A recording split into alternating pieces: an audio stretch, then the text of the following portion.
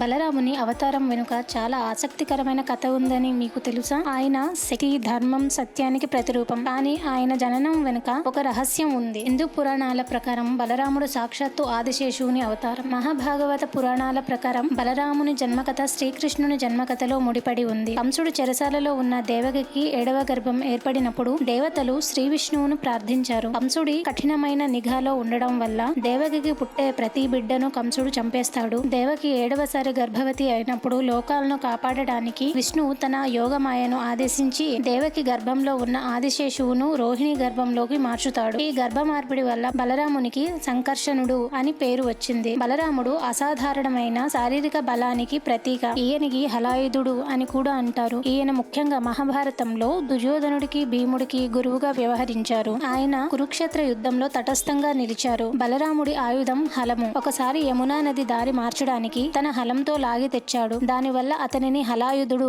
అని అంటారు. మరొకసారి హస్తినాపురాన్నే తన హలాయుధముతో యమునా నదిలో కలపాలని చూశారు. బలరాముడు కేవలం యోధుడు మాత్రమే కాదు, ఆయన భూమి, వర్షం, పంటలకు ప్రాతినిధ్యం వహిస్తాడు. బలరాముడు కురుక్షేత్ర సమయంలో సరస్వతీ నదీ తీరంలో ఉన్న తీర్థయాత్రలకు బయలుదేరి వెళ్లాడు. 42 రోజుల పాటు తీర్థయాత్ర ముగించుకొని కురుక్షేత్ర సంగ్రామం చిట్ట చివరిలో భీముడు, దుర్యోధనుడు గదా యుద్ధం చేసుకునే సమయానికి తిరిగి వచ్చాడు. ఆ యుద్ధంలో భీముడు దుర్యోధనుడి తొడలు విరగొట్టడం గదా ధర్మం కాదని తన ఆగ్రహాన్ని వ్యక్తపరిచాడు. అయితే మధ్యలో శ్రీకృష్ణుడు కలుగజేసుకుని మైత్రేయ మహర్షి శాపం ఉందని, అలాగే భీముడు చేసిన ప్రతిజ్ఞ కూడా ఉందని తెలియజేశాడు. ఆయనకి 2 ప్రియ శిష్యులు కావడం చేత బాధపడుతూ రథమెక్కి ద్వారకకు వెళ్లిపోయారు. యుద్ధం ముగిసిన తర్వాత బలరాముడు సముద్ర తీరంలో ధ్యానంలో లీనమయ్యాడు. తన దివ్య శరీరాన్ని విడిచి ఆదిశేషుని రూపంలో పరమపదానికి చేరాడు. ఈ విషయం గురించి మీరు ఇప్పుడే తెలుసుకున్నట్టయితే కామెంట్ చేసి సబ్స్క్రైబ్ చేసుకోగలరు.